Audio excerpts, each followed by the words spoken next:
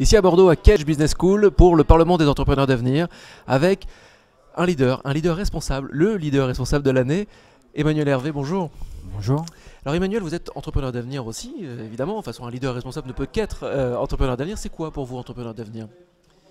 Écoutez, le Parlement des entrepreneurs d'avenir est une manifestation extrêmement intéressante puisque elle permet de rassembler des acteurs d'horizons très diversifiés, donc, ce qui fait de la richesse d'ailleurs, de la diversité, mais qui pensent et qui réfléchissent à des organisations et des types de management plutôt tournés vers l'avenir, c'est le propre de ce Parlement, et qui mettent en avant justement la confiance qu'on peut avoir en l'homme, en l'humain, à travers les organisations qui peuvent favoriser justement le développement individuel pour arriver à un objectif collectif.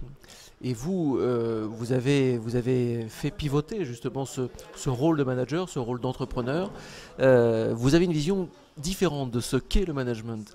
C'est un management peut-être plus inclusif ou plus libéral. Ou, comment vous l'expliquez ? Comment l'expliqueriez-vous aux étudiants ici à Kedge par exemple ? Alors on essaye de mettre en œuvre un management décisionnel concertatif. Aujourd'hui, nous sommes un groupe de 1800 personnes, mais en réalité, nous sommes 180 petites entreprises d'une quinzaine de personnes en moyenne, de 5 à 20 personnes, avec un manager qui a pour rôle d'être un chef d'orchestre. Un chef d'orchestre, c'est-à-dire que c'est vraiment l'image que l'on prend par rapport à ce que vous pouvez voir quand il y a un spectacle avec un concert. Le chef, il est de dos au public, de dos au client, et devant, il y a les solistes, l'orchestre. Les solistes individuellement sont plus forts que le chef d'orchestre dans leur domaine. Et on a le sentiment en plus qu'il ne sert à pas grand chose pour ceux qui ne connaissent pas trop, avec sa baguette. Voilà. Et en fait, à la fin de la représentation, il se tourne, il se fait applaudir, se retourne et va faire en sorte que l'orchestre se lève et se fasse applaudir par les spectateurs. Et donc c'est vraiment un rôle où le manager est derrière. Et ça, son plaisir et sa réussite vient de la réussite de son équipe. Et c'est un type de management où on ne demande pas justement à ce que ce soit le leader, le chef de bande, qui soit en première ligne, mais bien en retrait et à l'écoute de son équipe. Et in fine, il est le porte-drapeau de son équipe vis-à-vis de l'extérieur, étant les autres structures à l'intérieur du groupe et également vis-à-vis des entreprises en relation avec le groupe. Et en cas de fausse note, parce que ça, forcément, ça arrive. Oui. Il y a une équipe, il peut y avoir des fausses notes, un soliste peut se planter. Oui. Comment doit réagir le manager ? Comment ça se passe ? Alors, il y a un point très important dans notre organisation, c'est qu'il y a une réunion mensuelle de management avec le manager et son équipe, qui a pour rôle de permettre à chaque individu, à chaque intra-entrepreneur, c'est comme ça qu'on les appelle dans le groupe, de pouvoir s'exprimer par lui-même, pour lui-même, sur tout ce qui va et qui ne va pas en termes d'organisation ou de relation vis-à-vis de ses collègues. Et ça, de le faire en réunion collective. Et le manager a un rôle de questionnement pour faire émerger ces points de conflit éventuels ou de désaccord, de manière à ce que l'équipe, transversalité, non pas vis-à-vis du manager, mais entre eux, arrive à trouver les solutions. Et généralement le groupe est plutôt modérateur et va dans ce sens, pour qu'ils arrivent à une décision concertative au niveau de l'équipe.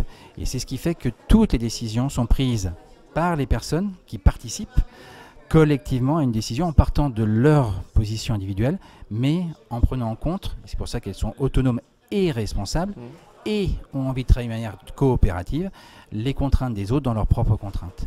Mais le fait d'être dans ce type de management rend les individus beaucoup plus forts, ils ont du caractère, et leur permet de mieux vivre, par votre question, le travail, puisque la pression n'est pas une pression hiérarchique descendante qui souvent est très très mal vécue, mais plutôt une pression qui vient des collègues et des engagements que l'on prend par rapport à ses collègues, ses pairs, PAIR, voire les tiers, les clients et les fournisseurs.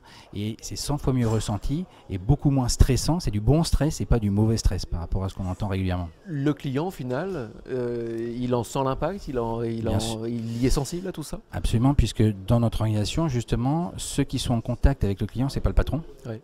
Le pouvoir est disséminé Hein, c'est pas moi qui ai le pouvoir. Et c'est pour ça que par rapport au trophée que vous évoquiez tout à l'heure, le trophée du leader responsable, nous l'avons interprété comme le fait que nous cherchions à rendre leader responsable les 2800 entrepreneurs de l'entreprise. C'est pas moi qui suis le leader, ça serait en contradiction avec tout ce que je viens vous expliquer. De manière à ce que, et c'est une réalité, aujourd'hui, la relation client se fait au niveau du terrain. On est dans le domaine des énergies et du bâtiment. Quand on fait de la maintenance pour les bâtiments, par exemple, le technicien de maintenance est chargé du client chez nous et c'est lui qui est en contact direct vis-à-vis du client. Et c'est lui qui, de par ses qualités comportementales, son savoir-être, va au-delà du savoir-faire, bien évidemment, technique, qu'il faut maîtriser, va faire la différence et va créer la relation à l'autre dans sa manière d'être et sa manière de faire. Et ça, c'est extrêmement important. Et le client, aujourd'hui, demande d'ailleurs à avoir directement les numéros de téléphone de la personne qui intervient et non pas du patron ou des chefs intermédiaires. Oui, c'est vraiment une relation intuitive personnelle et pas bien forcément... Mais alors ça va avec le fait que nos intra-entrepreneurs ont toute l'information décisionnelle pour pouvoir être autonomes. Ouais. Hein, avec les petites bêtes qu'on a aujourd'hui qui s'appellent des smartphones ou des ordinateurs et un système d'information qui donne total accès à toute information au décideur, qui est l'intra-entrepreneur. Il peut acheter, il peut réagir, il est extrêmement réactif, il n'a pas besoin de passer par une hiérarchie pour pouvoir éventuellement savoir ce qu'il doit faire ou ce qu'il ne doit pas faire. Et ça va donc forcément avec le droit à l'erreur, puisqu'on favorise l'envie d'entreprendre de nos intra-entrepreneurs. C'est le rôle principal du groupe, qui ne vaut rien si ce n'est un même mode de management, une même organisation, qui est d'accompagner l'envie d'entreprendre des 2800 intra-entrepreneurs du groupe. Un dernier mot, un mot, pas pour moi, un mot pour les étudiants, puisque nous sommes sur un campus, il y a des étudiants partout ici à Kedge. Quel serait le mot que vous leur donneriez, vous aimeriez leur dire, pour leur donner sans doute le goût d'entreprendre ? Avoir confiance en eux, confiance dans les autres, et justement, on peut entreprendre de différentes manières. On peut entreprendre de manière individuelle, ce qu'on appelle l'auto-entrepreneuriat. On peut entreprendre dans le cadre de ce que l'on présente comme pratique managériale, qui est l'intra-entrepreneuriat. L'intra-entrepreneuriat, c'est-à-dire qu'on a tout ce qui est l'auto-entrepreneur, sauf que c'est très très dur aujourd'hui d'être bon à la fois dans les problèmes de nouvelles réglementations, de ressources humaines, de paye, de technique, de juridique, de commercial, de gestion, etc.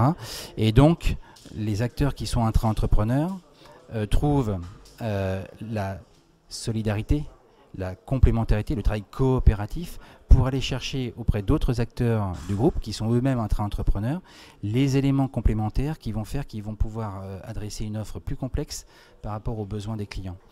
En gros, à plusieurs, on est plus fort que tout seul. Mais en ayant la liberté totale d'entreprendre que recherchent souvent les auto-entrepreneurs. Et c'est pour ça qu'on a de nombreux artisans qui nous rejoignent, puisqu'ils ont goûté à la liberté qui n'est pas d'avoir un ordre qui vient descendant tous les 4 matins, tout en sachant que tout seul c'est très très difficile. Et qu'il y a une solidarité. Absolument.